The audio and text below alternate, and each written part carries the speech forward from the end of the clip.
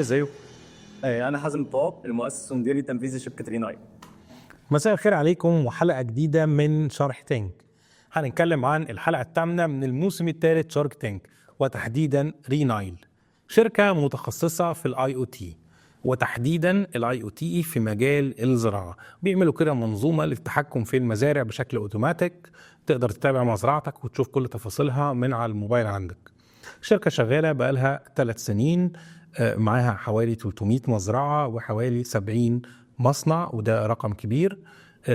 ولكن يعني حازم بقى، وبعيدا عن الدوشة اللي اتعملت حواليه، هو كان جاي وطالب 15 مليون جنيه مقابل 10% من الشركة، يعني مقيم الشركة ب 150 مليون جنيه قصاد مبيعات 12 مليون جنيه في السنة. بس بداية كده 12 مليون جنيه مبيعات في السنة قصاد انه بيقول موجود مع 300 مزرعة و70 مصنع، وكلام كبير، وموجود في الامارات وموجود في البحرين. يعني الكلام كبير قوي على 12 مليون جنيه. يعني رقم 12 مليون جنيه مبيعات ده رقم يعني متواضع جدا بالنسبة للكلام اللي هو عرضه. كمان لو انا ببيع ب 12 مليون جنيه وانا عايز اقيم شركتي ب 150 مليون جنيه، يعني الارقام بعيده خالص عن بعضها. التقييم بصراحه انا شايفه عالي جدا. نيجي بقى لطريقه كلام حازم اللي الناس اتكلمت عليها، وناس قالت دي تناكه، وناس قالت ده ثقه، وازاي يعني يرفضوا او يقولوا ده انت واثق في نفسك زياده. احنا هنعمل تجربه كده مع عبد الرحمن ورا الكاميرا معانا، يعني اوريكم الفرق بين الردود لو انا كنت موجود، او الشكلين اللي احنا ممكن نقول عليهم ايه الفرق بين الثقه والغرور. عبد الرحمن دلوقتي هيسالني سؤال وانا هرد عليه، وهيكرر عليه نفس السؤال وهرد عليه بشكل مختلف. اتفضل يا عبد الرحمن.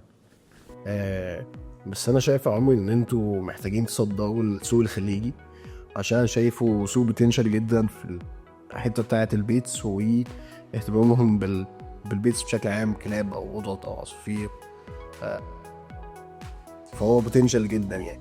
طبعا احنا بنصدر يعني في الخليج بقالنا تقريبا حوالي 4 شهور، وطلعنا اوردر الامارات، وبنتكلم على اوردر عشان نوديه السعوديه. فيعني طبعا احنا شايفين الحته دي كويس جدا. بس انا برضه شايف ان انتوا محتاجين تصدروا سوق الخليج، لان هو سوق بوتنشال جدا وناشئ في حته البيتس ديت وحبهم للحيوانات بشكل عام، كلاب او قطط او عصافير. فهو يعني سوق بوتنشال جدا ان انتوا تشتغلوا فيه. ده كلام مظبوط فعلا، وده اللي خلانا من حوالي 4 شهور ناخد الخطوة دي ونطلع اوردر الامارات، وبنفكر دلوقتي ان احنا نطلع اوردر تاني للسعودية، وبنحاول نتحرك فيها لانه فعلا سوق جروينج وقوي يعني. وده كان الفرق بين طريقتين الرد، الاتنين نفس المعلومة نفس السؤال، ولكن انا ممكن ارد عليك بشكل يبين احترامي ليك وثقتي في نفسي، وان انا الشركة بتاعتي بتتحرك كويس، وممكن ارد عليك بتعبيرات تستفزك او يكون فيها نوع من الغرور مش الثقة.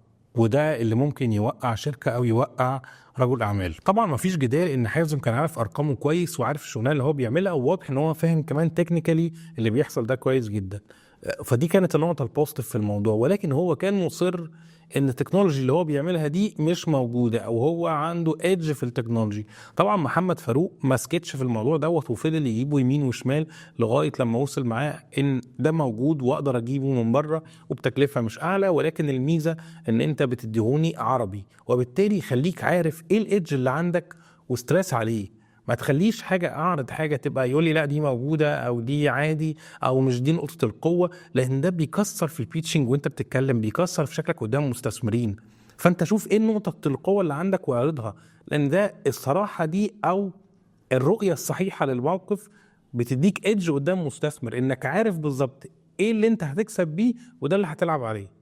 وطبعا شخصية الشخص اللي بيعرض دي بتفرق قوي مع المستثمر، لان زي ما قلنا قبل كده اغلب المستثمرين دول مش بيشتري شركة، هو بيشتري الشخص نفسه اللي قدر يقوم الشركة دي ووصلها من الصفر بظروف صعبة لغاية المستوى اللي هو فيها. هو ده الاستثمار الحقيقي اللي هو بيدور عليه.